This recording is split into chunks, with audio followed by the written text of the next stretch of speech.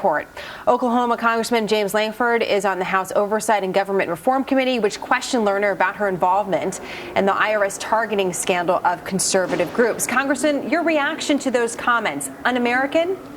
Yeah, it's a little surprising to hear it's un-American when you're dealing with someone who is actually trying to silence the speech of other Americans, and that everything that we have targets back to her. She goes and does a testimony to the Department of Justice. She plants a question in a public meeting and says, someone asked me a question about this so I can get it out. And then she comes before our committee, makes this long statement about her innocence, and then won't answer questions about it. So it's odd that sometimes she wants to have silence, sometimes she wants to not answer questions, but all the time she's trying to be able to actually silence other people from voicing their conservative opinions. There's a double standard here going here. No one's above the law. Her lawyer is comparing what's happening in Congress now to the McCarthy era.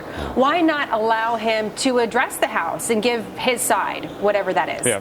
Because right now it's obvious that he's trying to stall. He's not trying to actually make progress on this. His statement is she can't be held in contempt because Chairman Issa said we may hold you in contempt rather than we shall hold you in contempt. And he's saying that one word will make a difference on that. And so now we haven't fulfilled all the requirements. This is typical legalese.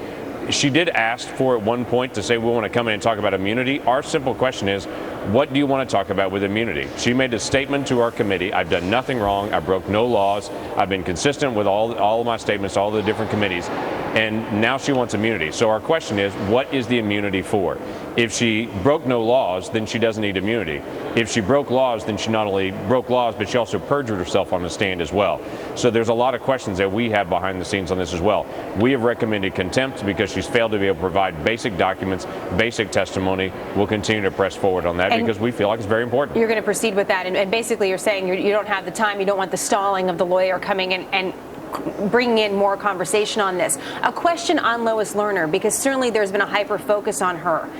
Congressman, is she the only one that can provide more answers, more clarity to what was going on inside the IRS to prevent it from ever happening again? Or should there be other names that you should be looking at? There are other names that we continue to look at, but she is the head of that exempt organizations division. She was involved in all of it. We have emails between Lois Lerner and the Department of Justice, where the Department of Justice is contacting her saying maybe we need to bring other things to bear from the Department of Justice to help with this investigation of whether people are breaking the law, and we're going to go after them as well. So there's now multiple agencies that are involved in this, both IRS, Department of Justice, but it all seems to center around her and her office. She's very important to be able to get the clear story. Who are the other names that you're looking at? Well, I'm not going to list all those out at this point, but there's obviously a lot of people in the exempt organizations part of it. We've gone through Cincinnati in that office. The Cincinnati folks got word from Washington. We brought the folks from Washington in to be able to do that. They've given us testimony. Everyone is giving us testimony. They were waiting on instructions. Everything was on hold until you get back to Lois Lerner, and she seems to be the one that's giving the instructions to everyone. Wait. Remember, she wasn't telling people no on all these conservative and Tea Party organizations. She was just saying wait. So they can't come in and say we were turned down. They were just never approved.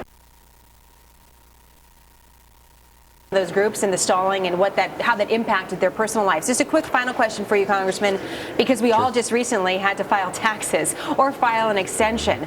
I'm wondering, based on the information that you know, how confident you are that there is no political targeting happening right now inside the IRS. That is the unbelievable part about all of this is we just resolved this 40 years ago with the Nixon administration and using the IRS and other ways to be able to target individuals. Now we're back in the same thing all over again in the loss of trust. Lots of people that I talk to in Oklahoma will bring up to me, I'm being audited. I've never been audited before. Last year or the year before was the first time I gave to a conservative group, and now I'm suddenly being audited. You're going to tell me this is not happening? So even if it's not happening, people have lost complete trust in the impartiality of the IRS because now we know there were individuals in the IRS that were using files, leaking files out to people to be able to get information out they wanted to get out, but also making decisions based on political beliefs rather than just staying neutral to everyone. Well, we expect the vote to come to hold Lois Lerner in contempt of Congress in early May. We're going to continue to watch this story, Congressman. Thanks so much for your time today. Thank you.